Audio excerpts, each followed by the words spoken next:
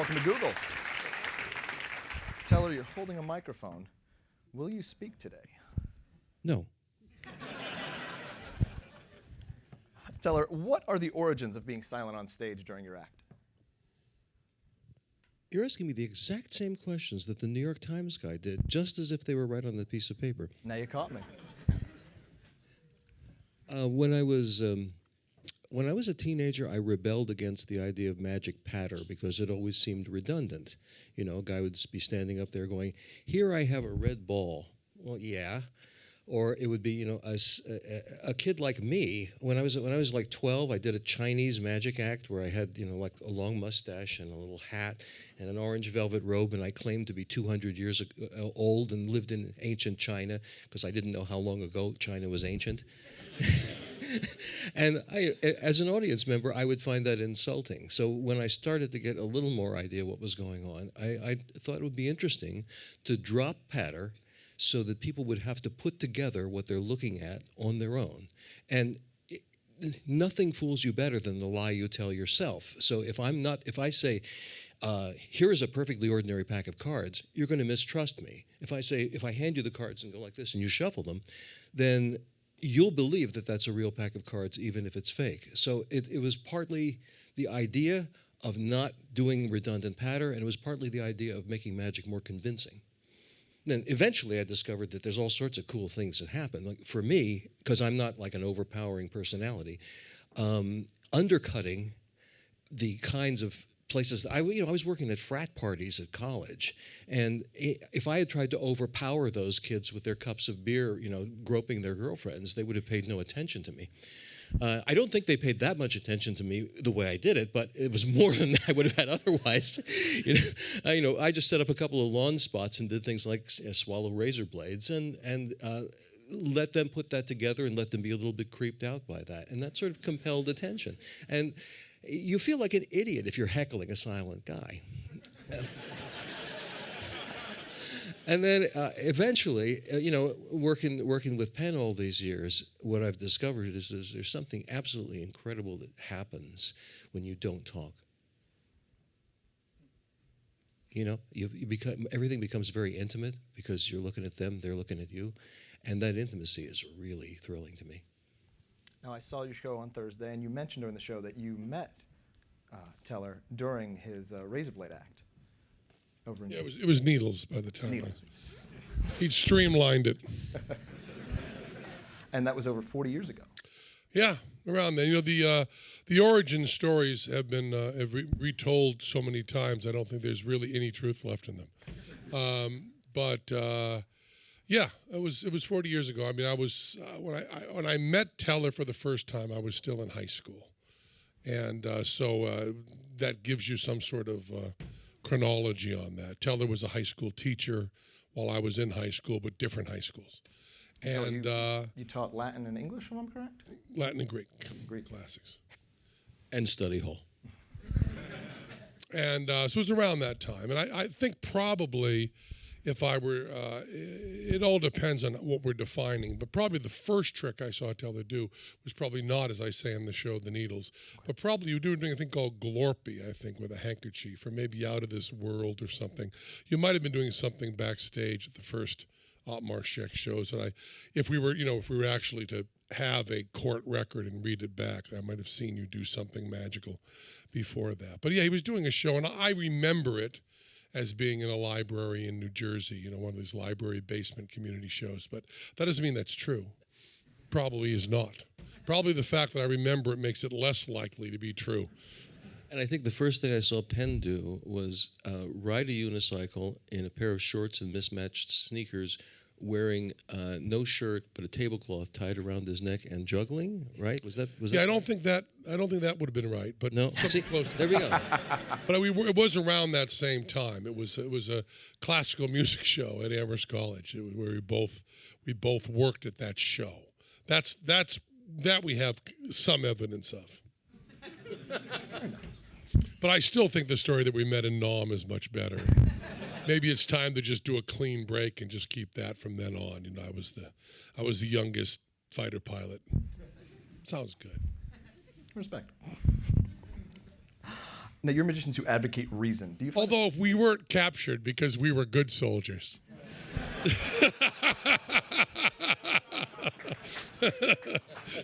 No, no, none of those losers.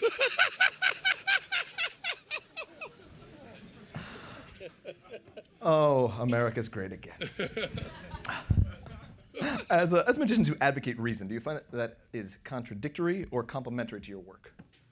I think it's exactly complementary. I mean, magic is just a playful way of exploring how we ascertain truth. You know, Teller's often fond of calling it the unwilling suspension of disbelief, but it is a form where you don't invite the audience to go along with your fantasy, but rather you force them to, and they should have a chip on their shoulder.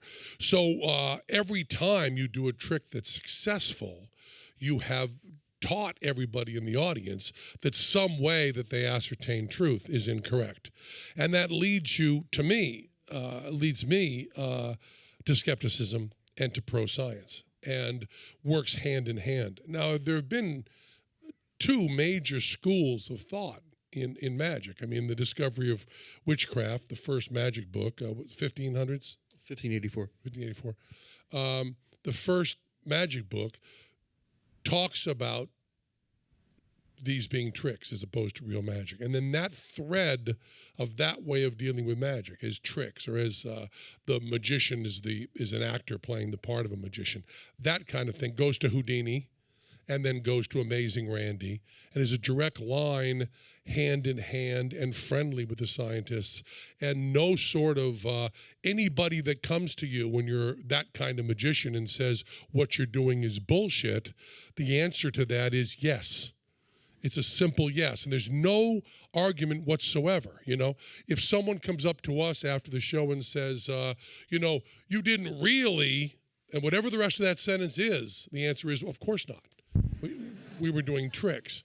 Then there's the other school of thought that's followed by all the people who claimed real powers from time immemorial, religious figures and so on, up to the spiritualists of the 19th century, and then we get into the 20th century and you get Uri Geller, and then you've even got, and friends of ours. I mean, we disagree with them strongly, but they are friends of ours. I mean, David Blaine and Chris Angel, who do stuff like say, well, last week I was doing card tricks, but now I've been studying science, and now I can do something that was physically impossible before. But I'm really doing this. It was just card tricks last week. What the fuck are you talking about? How high are you? But, we have had, I really want to be careful about this because I don't want to misrepresent, especially David Blaine's position, because he makes the position very strongly and he believes it very strongly. And we disagree, but that does not give me the right to misrepresent what he says. But in my understanding of what he says, and please don't take this as what Blaine says, but rather, find out on your own. He believes that the magician's job is to have somebody leave the show with misconceptions about reality. He wants to have it actually bleed into the real world, and so that you leave and you think, well, maybe this could be this and maybe this could be that. In other words, you leave his shows possibly believing things or considering things that he himself knows not to be true. Now, he's never said that in those words. That's my understanding. The rule we try to follow, our ideal, and we fail at this, but our ideal is what I think of as the sawing a person in half principle, which is when you go to a magic show and you see someone sawn into halves, discounting people way off the bell curve, young children and people that are seriously mentally ill. I really have to say that. You can't ever say everyone. But people, the vast, vast majority of the people, just down to the noise on that bell curve, do not leave the theater thinking they've witnessed a murder. Now, that's really important, right? Because that means that they understand at a very deep level that there was a trick. And then you get to what's called mentalism, which is the term that magicians use for mind reading. And then it gets sloppy Because even the people who don't say, I can read minds, will say, I'm using principles of magic and psychology and study of human nature to be able to tell you which card you're thinking of, as opposed to, I forced a card on you and I knew what it was before the show started, okay, which is the actual truth. And they do all of this stuff. And some people would leave the theater thinking, after seeing a mentalist act, that they had witnessed somebody who was incredibly good at psychology or incredibly good at memory tricks or incredibly good at any of that. And that is distorting the real world. That means you're leaving the theater thinking someone on planet Earth is able to do something that previously you might not have thought they could do, or that person could do something that maybe someone else can really do. That's a very difficult rule to follow right across the board. And we work really hard on it. We're always rewriting stuff because people say to us after the show, oh, you can really, and as soon as you say that to us, it means we have to go rewrite. So we do a book test, which is a kind of a jargony term for someone selects one book out of many. All the pages are different. You close all those doors. They open it up. They pick a moment of it, and I know what moment they've picked. Now, to sell that, if you're a bad writer, you sell that with, I can read your mind. Or I can ask you questions, and the way you answer and the way you react, I can tell what you picked. Or I can read your body language and tell what you picked. Or I've memorized the whole book, and I can tell by looking over here what you've picked.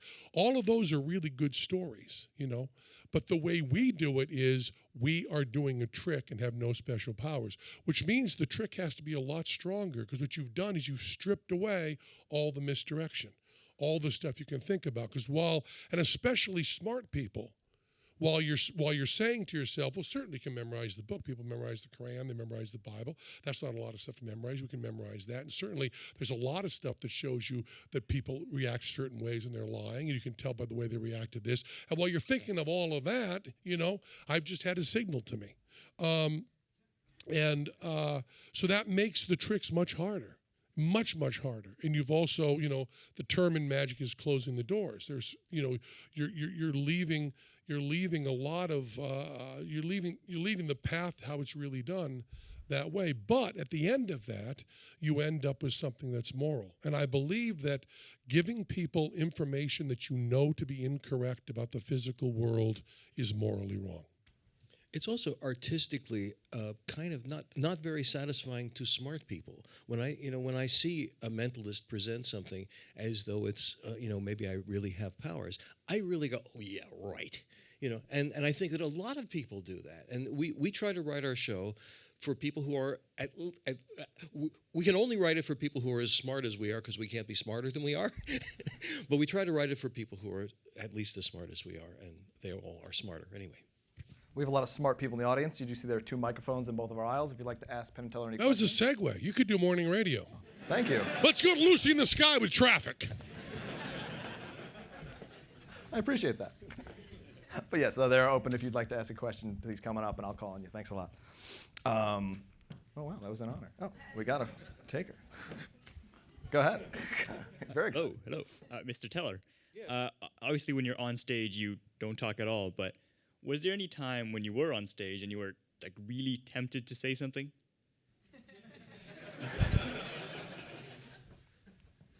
Penn tells me that sometimes when I'm on stage in the dark and something has gone wrong or I've bumped into something, I will say fuck a lot. The first 8 rows know that too. All right, thank you. Yes, sir. Thank you guys so much for coming out here today.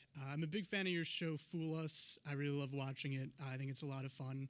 And I'm always really interested after a trick gets done, you guys sort of huddle in together and start discussing how you think it was done. And we never hear that. And I'm always really curious, what types of things you discuss after you've seen a trick and you're working on trying to figure out how it was done. Well, the show is called Fool Us, but far and away it should be called Fool Teller. Teller's smarter than me and knows a lot more about this stuff than I do. What I'm doing is trying to take what Teller's saying and find a way to say what Teller's gleaned in a way that is entertaining and also operates. The difficult part of that show for me is I want to, after we've seen the trick, I want to give enough code phrases that especially young people or people who are new to magic, but that's often young people. I've pictured a 13, 14, 15-year-old person in my mind who was similar to what we would have been, who'd be sitting there watching the show probably 2 or 3 times over in maybe a YouTube clip, listening to what I say carefully and doing keyword searches on all of that using, well, a search engine. And be able to pull up the actual information that would give them the details.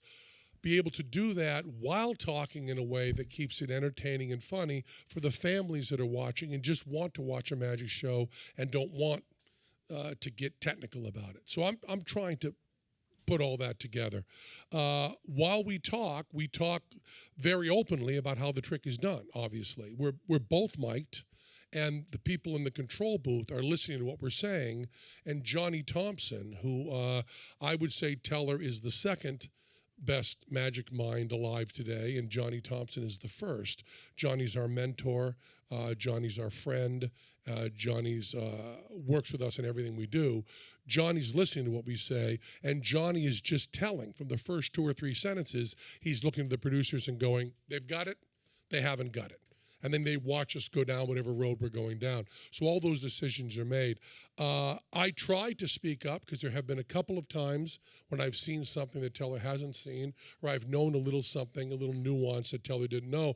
And I have made a very big mistake at assuming Teller knew something like the flipper that I knew and had on my desk at home and he didn't know about, and I didn't mention it because I thought he must know it, and then that one fooled us when it didn't fool me at all. I just thought since it fooled Teller, it must have fooled me, so I fooled myself because I'm a fucking idiot.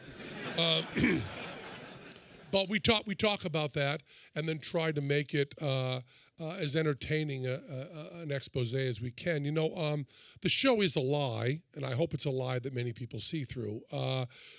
We're very troubled by all these talent shows where somebody comes out and talks about someone's showmanship and their pitch and all this. Well, pitch is tangible, but all this intangible stuff like charisma and all of that. And all I can ever do when I see even a moment of those shows, which is probably the most I've seen, is I picture my heroes like Sun Ra or Tiny Tim or Bob Dylan, or how well they do on those shows. And it fills me with rage to think of those empty-headed assholes judging people who they aren't fit to eat shit off their shoes. So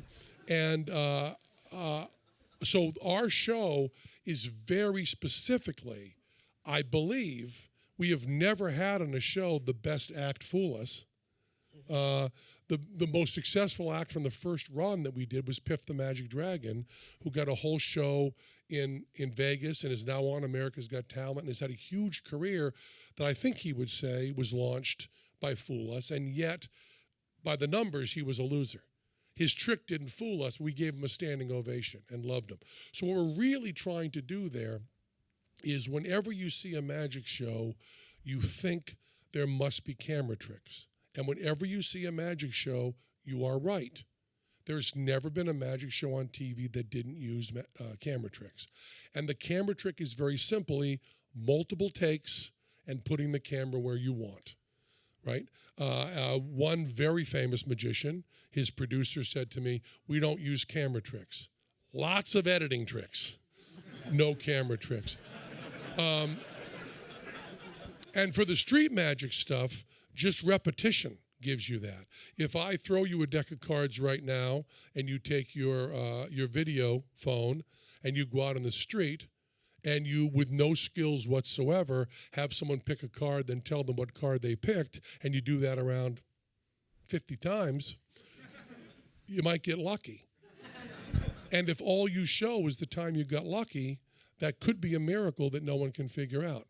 So people, although they may not have stated it that way, everybody knows that in their heart, that everything on TV is jive. So on Fool Us, because we're doing this silly little game show, you know in a really visceral way that they can't do it more than once. because that would give us a leg up. So you're not seeing any edits there. And you also know that it's being done right for us right then. And there's a sense that you feel, and this is, I hate to break it down like this, and we contradict this, but it's a shorthand. You feel that the camera people are on the audience's side. They're not trying to help the magician because it's Penn and Teller's show. Of course, it's much more complicated than that, but I think that's what you feel. So what we're talking about during then is usually we're talking about how great the act was, and we are hoping against hope to be fooled, because that's when it's the most fun for us. And the other question that someone is going to ask, and I might as well answer because it's right in the same sentence, is do we ever find out how they did it? The answer is the second they fool us when we go to commercial, they run to us and roll up their sleeves and go, see, this is how I did it. Cool, huh? I don't think there's been one person yet who stayed cool about that. Maybe the French guy in England was. The French guy did that, and John Lovick, who fooled us this season with a torn and restored piece of paper. Has it been on yet? Yeah. Oh, good. Yeah. Yeah, it was on. Handsome Jack. Handsome Jack fooled us with this simple torn and restored paper, and it just drove me crazy. So I kept emailing back and forth, and he kept dropping me little hints and little more hints and little more hints. And it finally turned out, he explained it to me, and it was just plain old normal sleight of hand, of which we knew every single move. He had just engineered it so that we couldn't perceive it. I have to say this one more thing, which is the judges on those talent shows have nothing at stake. And we have our reputation at stake. And the very first time we did the very first show, the first guy came out and fooled us, and we went, holy fuck. Everybody's going to fool us. We're going to look like idiots. And so we end up getting sort of the best of both worlds, which is we get that tension of, okay, we'll figure this one out. Oh, we failed. We failed! Oh joy, we failed, because we really are trying. And any magician who comes out and says, just let magic wash over you, let it wash over you with a wave of mystery. Nobody does that. And this is maybe the first show that really acknowledged that it really acknowledges that at one level magic is a competitive, uncomfortable thing to watch. You don't watch it sitting back, letting it wash over you. You go, there's something that looks like it's totally wrong with the world. I got to fix that. Our friend Mike Close describes the magician. He says, a magician is a person who gives you the gift of a stone in your shoe. And yes, we did notice that the trophy says F-U on it, and it wasn't an accident. We have two major shows, bullshit and F-U. That's the way we roll. Thank you. And you can, of course, watch Fool Us every Monday at 8 o'clock on the CW. There's your plug. Why, that's tonight. You're going to go to morning radio. You'll be hosting Rocktober in no time. In that movie about the amazing Randy that's on Netflix right now, all the charlatans make the claim at the end of the movie that despite all the work he's done, they're making more money than ever. Do you think, is that true, or are they just trying to how do you feel about that? I believe everyone that we trashed on bullshit has done at least as well or better after we trashed them. I don't think that means anything. I think that information and truth on its own is worth something, and the fact that some people disagree with us and give the attention that we give them, and then go and follow someone I consider a charlatan. I believe that's simply the marketplace of ideas, and to think different would be insane, because a lot of stuff we did on bullshit is wrong, and someday, although I've never seen it, Randy may be wrong. So blind faith in Randy is no better than blind faith in anyone else. It is a little bit sad when people that I have no doubt at all in my mind are charlatans and frauds are doing well, and I see the people duped. That is a little heartbreaking, but that's where the marketplace of ideas works. It means I just have to talk more. The answer to bad speech is always more speech. Yes, sir. So this one's for Penn. One of my favorite things of yours is the monologue you did on comedic timing, watching the space shuttle go up. Oh, thanks. And I was wondering, first off, if you've seen the latest pictures of Pluto that the Voyager's probe put up. Well, when you say latest, I don't know. New Horizons. Sorry, yeah. I saw a bunch of them. Yeah. I know they're being downloaded still. Sure. Well, the ones that have come in the recent period, and I wanted to know what your reaction was to seeing. I don't have anything to say about comedy on that, but kind of a tangential point, and also tell her if you're into space at all, since I figure a lot of the people in the audience are also into it. Yeah, I have no special awe to claim. It makes my heart jump the same way it does yours, I imagine. I mean, that's universal. I can't believe we sent something that far and for that long and didn't fuck it up. If it were up to me, we wouldn't get a probe to Brooklyn. Good stuff. Thanks. Yes, sir. Hey guys, thanks for being here. I'm a magician, and Don't blame yourself. Teller, I love what you're saying about patter and kind of like, hanging around the castle and stuff. You see a lot of guys falling into that, right? Like the corny, like magic guy thing. Why do you think that? Why do you think people fall into that kind of trap? And how do we as a community kind of like expand beyond that? And like what's the rebrand strategy? Well, my rebrand was hiring Penn. Magic is, I believe, the strongest form you can possibly have in the theater, because it is so intense. I mean, what all the other arts aspire to a sense of the miraculous, and magic is the one that, when you're right in the room, seems to actually be producing a miracle. So the dumbest dove act automatically has power. That means that many people get into magic who really have nothing to offer except doing tricks successfully. Because if they show the handkerchief empty and the dove pops out, the audience will applaud. In stand-up comedy, there's no such thing to lean on. People have to get good at talking. So I think there are a lot of people in magic who are just there because it was the only thing that they could get applause for. Yeah, thank you. I know that sounds depressing, doesn't it? Thank you, buddy. Yes, sir. So thank you for coming, and I wanted to thank you for making bullshit. I really appreciated how the show addressed controversial topics, and even when I didn't agree with you, it was still handled in an honest way that I still liked you as people and felt that you were approaching things fairly. So my question is, were there topics that you couldn't handle in bullshit that you wanted to, or anything nowadays after that show is done that you wish you had a chance to cover? Yes, to all of those. The way we came up with the topics for each season, you often forget that budget played a big part in it. We have topics that you always want to go to some sort of big censorship, or we couldn't take them on or something. But some things were just too expensive or not photogenic. We always wanted to do things on vitamins. But it's just, you can't do that same shot of the vitamins being scooped up that's used from and then we couldn't get crews in to do the real shooting, and who do you talk to? I mean, that's one of the really dull reasons we can't do that. The only one we were stopped from doing was Scientology, which Showtime did not want us to do because they were frightened. Scientology there are stories of people having trouble with Scientology, and they were frightened by that. And I made the mistake I guess maybe it wasn't a mistake. I made a mistake of saying to Trey Parker, who's a friend of ours from South Park, who I said, they won't let us do Scientology. And just as a fuck you to us, they did Scientology. And it is a fabulous show and better than we would have ever done. And they also, we considered ourselves to be kind of the experts on mentalism and talking to the dead. And South Park's John Edward show absolutely creams us.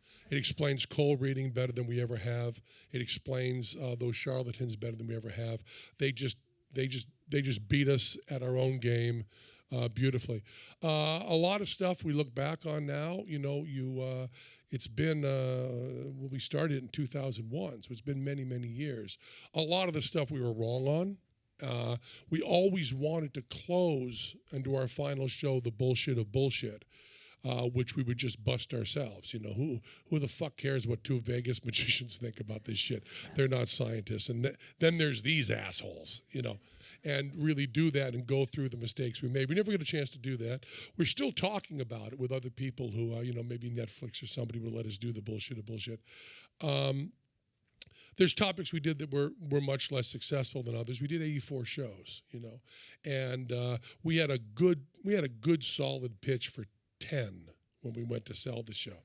So, you know, there were 74 that we pulled out of our ass. But you know, I would love to be doing it again. I thought it was a good form, and I like what you say about this. You know, we tried very hard to be fair and extremely biased.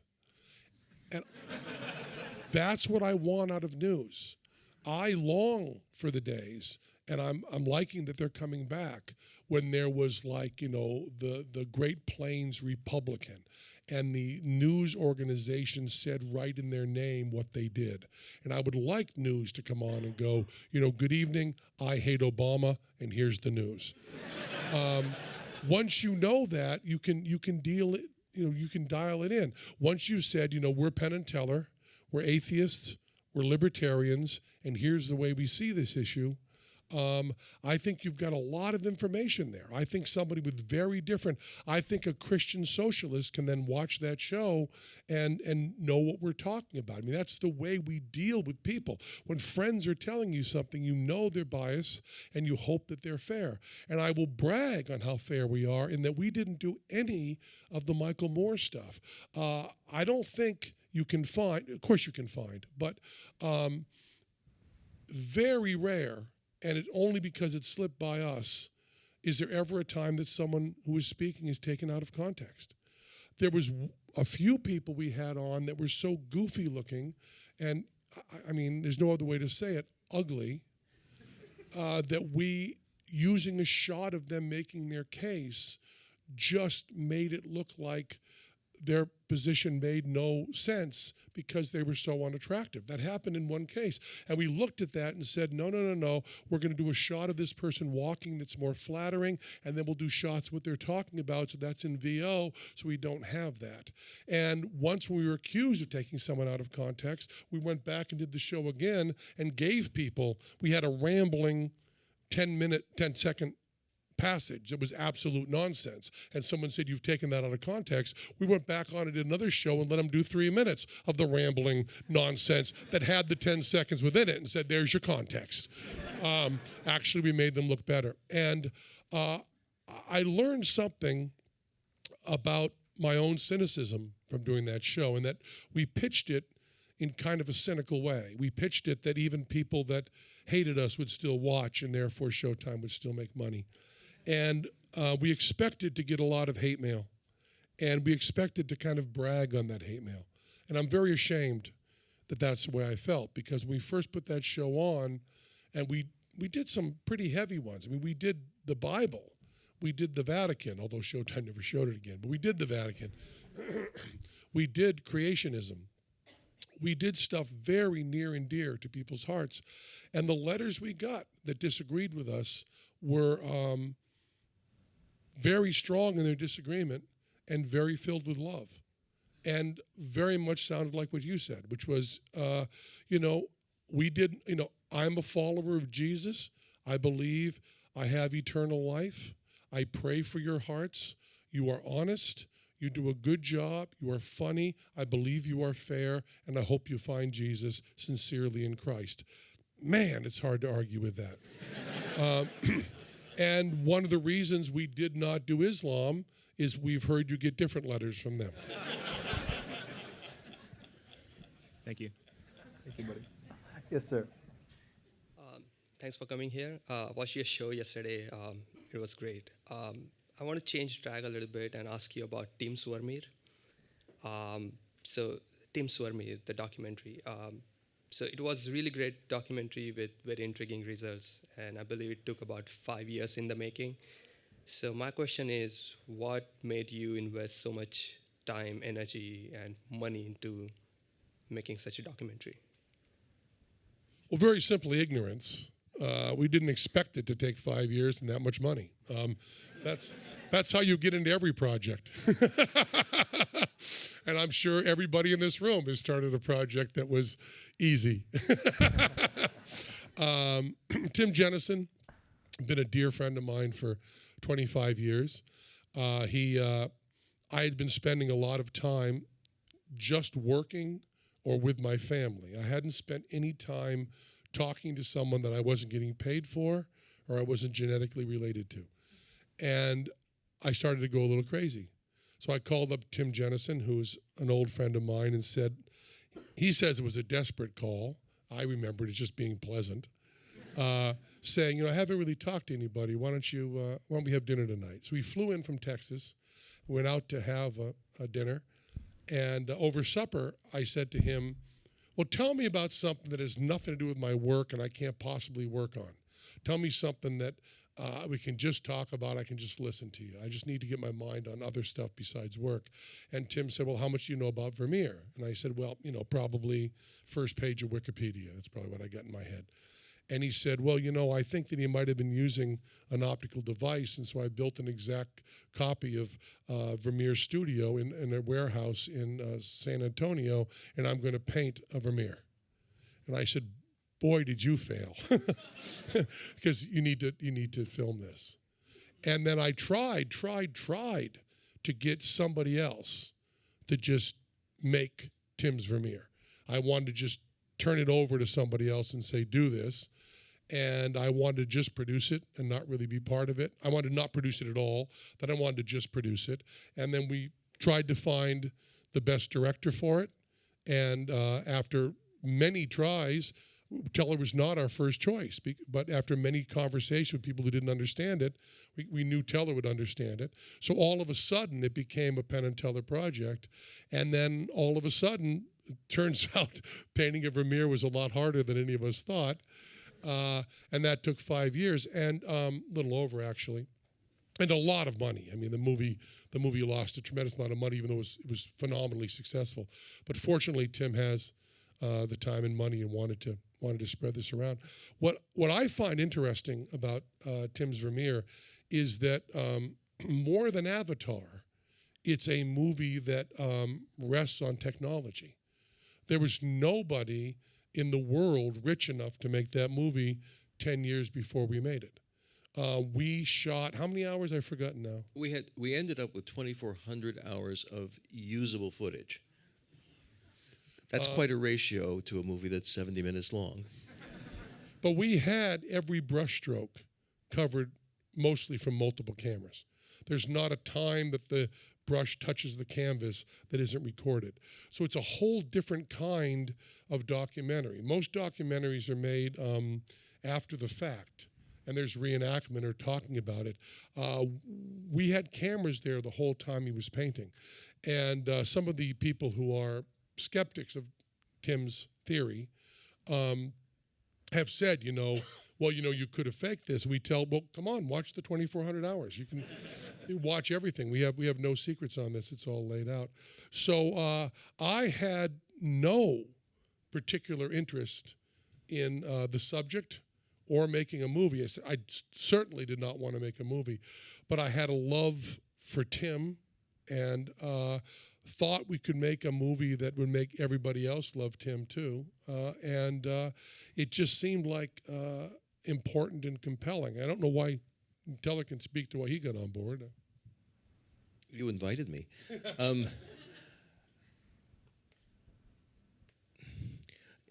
Making that movie, I'm not going to answer that question exactly that way, but making that movie made it clear to me that life is undifferentiated experience. It's not a story.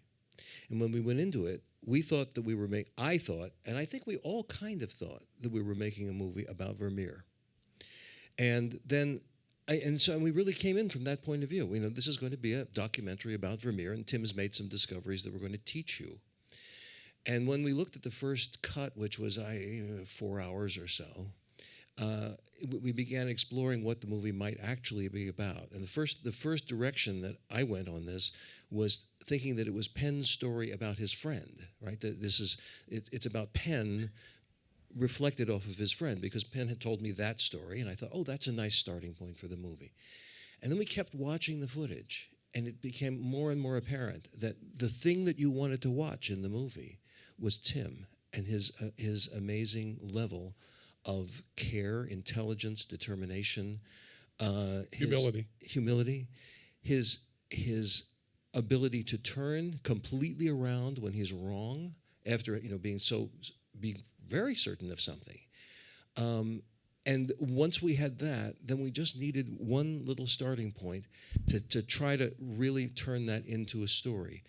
And I remembered the fragment of interview that I had done with Tim, which had been thrown out by the editor, by the way. I just sort of remembered having this conversation. I said, Tim, are you going to succeed in painting this painting? And there was this long pause, and Tim said, at night when I'm laying in bed, all I can think about is this goal of painting a Vermeer.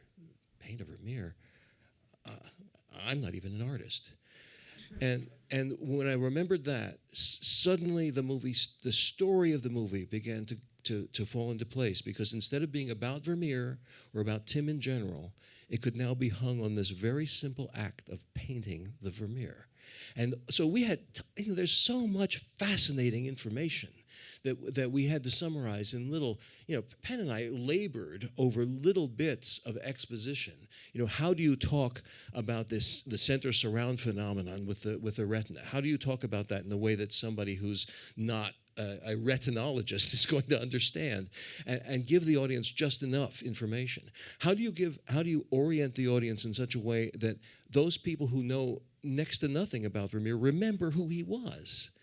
There was so much information that had to go into you just understanding what Tim was up to, that was a big struggle too, just compressing all of that stuff to try to get it so that it would be a nice arc of a story. And I remember that when we premiered it at Telluride, was it? Telluride. We premiered it at Telluride, and sitting in that audience, really for the first time with a large group of people. We had done almost weekly screenings at Penn's house for groups of friends, and we had said to them, do you understand this? Do you understand that? Do you understand that? We thought we kind of had it. When we premiered it at Telluride, suddenly, there was this one big simple story. Oh, goodness, Tim painted a Vermeer. And there were funny moments in it, and there were, and it was all clear. And I just sat back with this enormous sense of joy and relief to hear this movie performing itself and getting its laughs for the audience. Incidentally, there's a really long passage in it, which if you've seen the movie, there's an endlessly long passage where Tim is just painting tiny, tiny, tiny little dots to represent the fibers of a carpet, and it goes on forever and ever. And we had trimmed it down so that it was all nice and moved nice and it was fun and funny and all that sort of thing. And then we sat back and said, you know what? This is not boring enough. It doesn't really convey the feel of what he's doing. So we put boring shit back in so that now and then you'd get a laugh and it would be a relief and it wouldn't feel too much fun. Because, part of it is to just act out how much not fun is part of getting something that's wonderful. And when we first went out to debut it, it was really, really funny because when we would book the movie, Telluride and so on, the question everybody would ask before the show was, will Penn and Teller be at the screening? Will they be available for questions after the screening? And then after every screening, the question was, why were Penn and Teller at the screening? Why were they sitting on stage? Because after the movie, we would sit on a stage like this with people asking questions, and not one question would be directed to either of us. It was all just Tim. And that's what we wanted out of the movie. We had crazy ideas along the way. I mean, we initially at one point we thought we were going to do it all like a bullshit episode with Tim will paint for a while, and then Penn and Teller will come on and do a cute little bit that has some commentary, and that just fell away as Tim just came out of that movie. We also made a very, very heavy decision to not have bad guys. The real easy structure on that, and the structure we're very familiar with, is what we do in bullshit, and then there's this asshole. And once you have bad guys, you can have heroes. And every bullshit episode is structured that way. As a matter of fact, we make sure we have the bad guys before we have the good guys. You got to have them. It makes the structure real easy. And we were talking among ourselves, but also to Steve Martin. had an important voice in that, and we decided, and I'm really proud of this. The movie does not have bad guys. And there are bad guys around this Vermeer thing like crazy. There are people that hated Tim doing this. There are people that think that anybody who talks about any artist using optics in any way is defeating the whole idea of art, that this was full-blown from his mind. There are raving lunatics, and there are also people with credentials saying stuff against Tim. There's really hateful stuff against Tim. And we just decided that what Tim was doing was so beautiful, we didn't want to show the other side. So you see, it's shadow boxing that you're watching. You're not watching a contest. And I'm really proud of that. Of the whole movie, that's one of the things that, one of the decisions we made that I'm really happy we made. Yeah, we also we had to decide. For those of you who haven't seen the movie, I'm talking nonsense, but we had to decide where to end the story. And a lot of people said, well, you have to show the footage to people who disagree and let them comment on it. And then we thought about Tim, and Tim's idea was, can I do this? Can I satisfy myself? Can I do this experiment and be confident that I have probably the right explanation? And when we thought about that, we just said, when Tim finishes the action of the painting, that's when the story ends. And that gives it a kind of conciseness that was very satisfying to us, because otherwise it just could have gone on forever, which after 5 years you don't want it to do.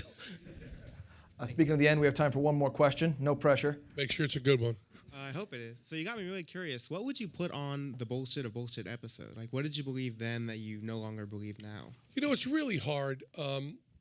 It's really hard to do that because when we weren't sure of something, we couched it and hemmed and hawed to put things in. The secondhand smoke episode, we certainly say that the science on the dangers of secondhand smoke is not robust, which at the time it was not. We were accurate at the time. Now the studies have come out and they seem much more robust. But it was all couched in, should the government have control over this? In other words, do you have a right to do something to yourself that's dangerous? So the overall point, people try to say, would you take back the entire secondhand smoke episode?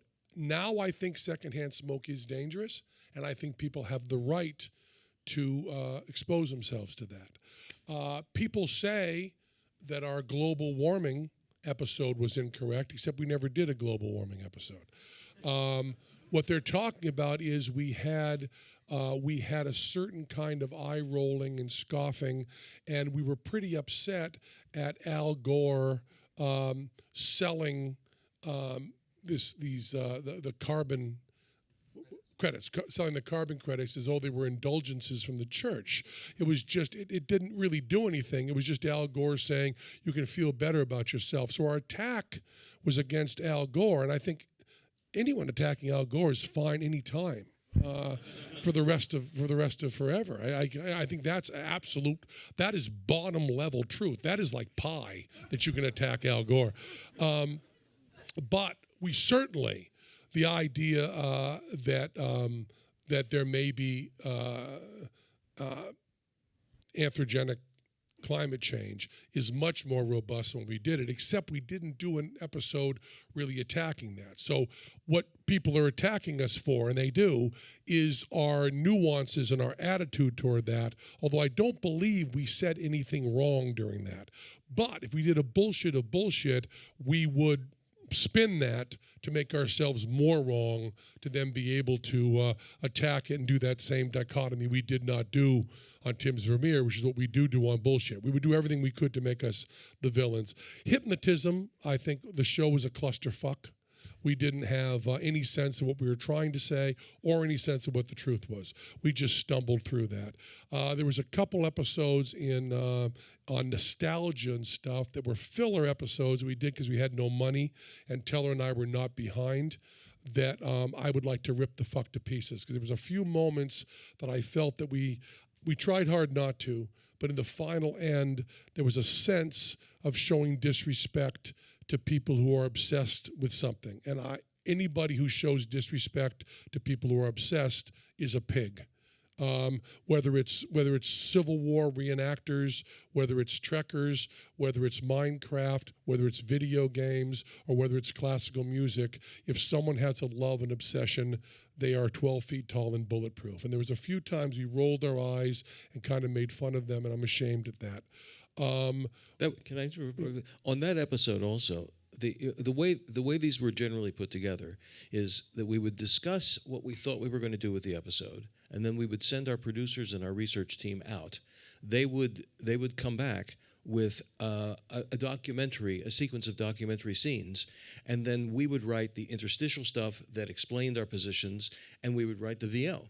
And there were a couple of times, and the good old days one is one of those episodes where the producers were absolutely at odds with us. I mean, they really wanted to roll their eyes over Civil War reenactors, so we had to take the exact documentary footage and turn the intention of it upside down to our point of view, which was, in that case, not only challenging but a failure. And the other case, which was less of a failure, was they did a thing on speed dating. And they had, the producers had decided that people who did speed dating and computer dating and so on were losers. And I have never been, during the bullshit, I've never been more upset at any first cut of one before, because the villains were the heroes and the heroes were the villains. I believe that any way that two people consensually engage in sex is good. However they decide to do that is great. And electronics and speed dating and any sort of culture around that, it does not matter how you find love. It does not matter how you fall in love. And they were saying that there's some good way to do it, like, you run down the beach in slow motion and meet someone. And there's some bad way to do it, which is typing. And I disagree. I was seeing red on that episode, and we actually ended up, if you happen to watch whatever it is, it's the True Love episode. If you ever happen to see that episode coming up on Amazon or wherever it pops up, and you watch the footage and listen to my VO and our wraparounds, you'll be able to imagine that it was exactly the opposite. Exactly the opposite. And we did that a few times. So I think mostly, if we were going to do a bullshit, we haven't got really egregious mistakes that are as much fun as we'd like them to be. But I would like it to be an ad hominem attack against us. I would, because I finished high school on a plea bargain. Teller's degree from college is in the classics.